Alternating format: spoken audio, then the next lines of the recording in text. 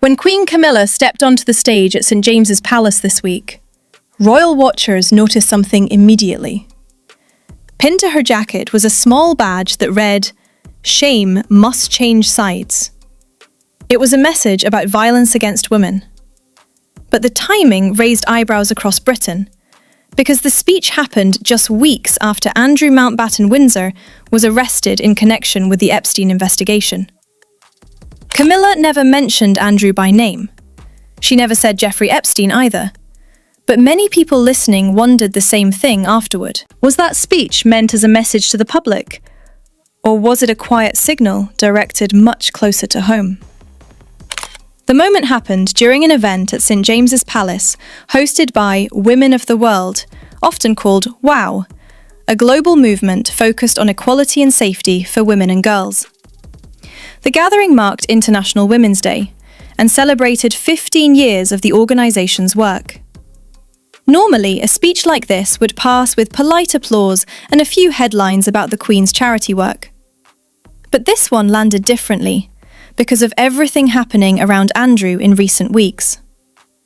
Camilla stood in front of a room filled with well-known guests, including Helen Mirren, Hannah Waddingham, Cherie Blair, and Penny Lancaster. And as she spoke, the message she delivered was direct. "When we live in a culture of silence," she said, "we empower violence against women and girls."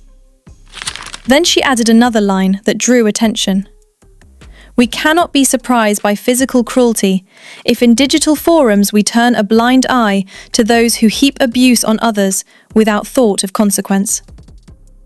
The words themselves were about the treatment of women and the importance of speaking out against abuse. But the atmosphere surrounding the speech made the moment feel heavier than usual. That feeling had a lot to do with what had happened only weeks earlier in Norfolk. Police arrived at Wood Farm early one morning, just after 8 a.m. By mid-morning, Andrew Mountbatten Windsor was in custody. Thames Valley Police later confirmed that a man in his 60s had been arrested on suspicion of misconduct in public office. The allegations, according to investigators, involve claims that Andrew may have passed sensitive information to convicted financier Jeffrey Epstein while he was serving as a British trade envoy. Within hours, the story spread across Britain and around the world. Later that evening, photographers captured an image many royal watchers said they never expected to see. Andrew leaving Aylsham Police Station in Norfolk, sitting quietly in the back seat of a car. His hands were clasped together. Instead of the formal suits he once wore during royal duties, he was dressed casually in a cardigan and open shirt. The contrast with his former life could not have been more obvious. Andrew had once been one of the most prominent members of the royal family, known in his younger years as a confident naval officer and a highly visible royal representative overseas. Now he was leaving a police station under investigation. King Charles responded quickly once the news broke. In a statement released through Buckingham Palace, the King said he had learned of the situation with the deepest concern. He made it clear that the royal family would cooperate fully with the investigation. "The law must take its course," Charles said. The statement was unusually direct for the palace, which has often preferred quiet responses during family controversies. But it also reflected the reality that Andrew had already been pushed out of royal life in recent years. His honorary military titles had been removed. His HRH status was no longer used, and he had stopped carrying out public duties for the monarchy.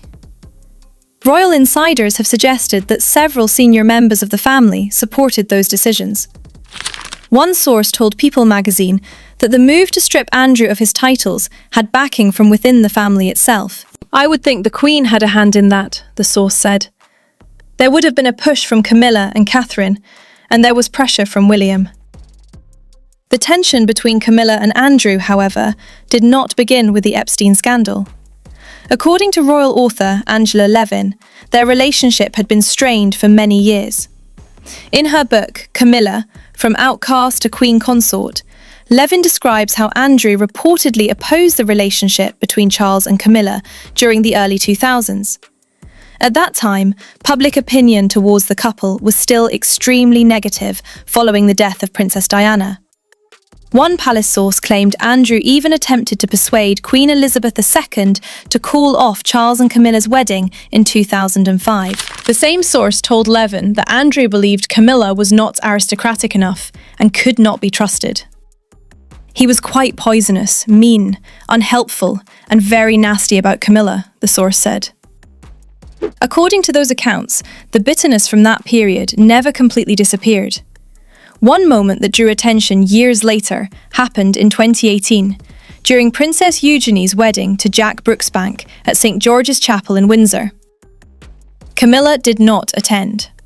Officially, she had a previously scheduled visit to Crathy Primary School near Balmoral. She reportedly sent Eugenie a handwritten apology explaining that the engagement had been arranged long before the wedding date was finalised. Still, some royal observers were surprised she did not reschedule the visit. Locals in the village even told reporters they would have understood if the school event had been postponed. But Camilla kept the commitment. Meanwhile, the Epstein story continued to follow Andrew for years. One of the most tragic chapters came last year with the death of Virginia Giuffre, who had accused Andrew of sexual misconduct connected to Epstein's trafficking operation. Giuffre died by suicide last April, several years after receiving a multi-million-pound settlement in a civil case involving Andrew. She had alleged that she was trafficked by Epstein to locations including London, New York, and Epstein's private island, Little St. James. Andrew has consistently denied those accusations. Even so, the case marked a major turning point for his position inside the royal family. Since then, the palace has been extremely cautious whenever the subject arises publicly. Which is why Camilla's speech this week drew so much attention. Although she never referred to Andrew directly, the combination of her words and the badge she wore inevitably led many people to make the connection. During the speech, she explained that the badge came from French survivor Gisèle Pelicot, whom she had recently met for tea. Pelicot had given it to her personally. "You might not be close enough to read the message," Camilla told the audience, "but it says simply, 'Shame must change sides.'" She then quoted Pelicot's own words spoken during a recent address in Parliament. "Changing legislation is far easier than changing attitudes. For victims to speak out, society also has to be ready to listen and hold their hand." Camilla told the audience those words had stayed with her ever since their meeting. She also shared statistics highlighting the scale of violence against women in the United Kingdom. A woman, she noted, is killed by a man every 3 days in the UK. Nearly 2/3 of those victims are murdered by a partner or former partner. Almost 1/3 of women in England and Wales have experienced domestic abuse. 1 in 4 have been raped or sexually assaulted. And more than 70% say they have been harassed in public. "Each of us," Camilla said, "is certain either to have experienced some form of abuse personally or to know a woman or girl who has." Then she delivered one of the most striking lines of the afternoon. "To every survivor of every kind of violence, many of whom have not been able to tell their stories or who have not been believed, please know that you are not alone. We stand with you and alongside you, today and every day." When reporters later asked Buckingham Palace whether the speech was intended as a reference to Andrew or the Epstein investigation, the response was brief. "I think Her Majesty's speech speaks for itself," a palace spokesman said. The Queen has supported organisations that help victims of domestic abuse for many years, long before the recent headlines surrounding Andrew. Royal author Valentine Lowe once shared a story from her younger years that illustrates why the issue has remained important to her. According to Lowe's book, Power and the Palace, Camilla had a frightening encounter on a train in the 1960s while travelling to Paddington. A man allegedly tried to grope her as she sat in the carriage.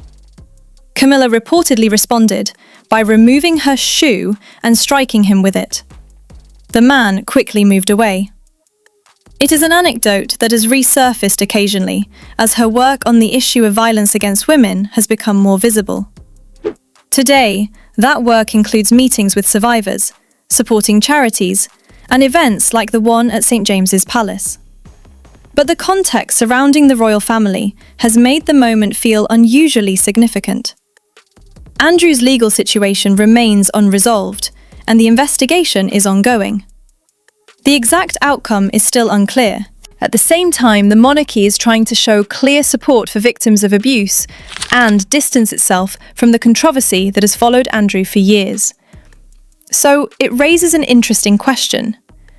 When Camilla stood on that stage wearing the words, "Shame must change sides," do you think she knew exactly how the message would be interpreted by the public?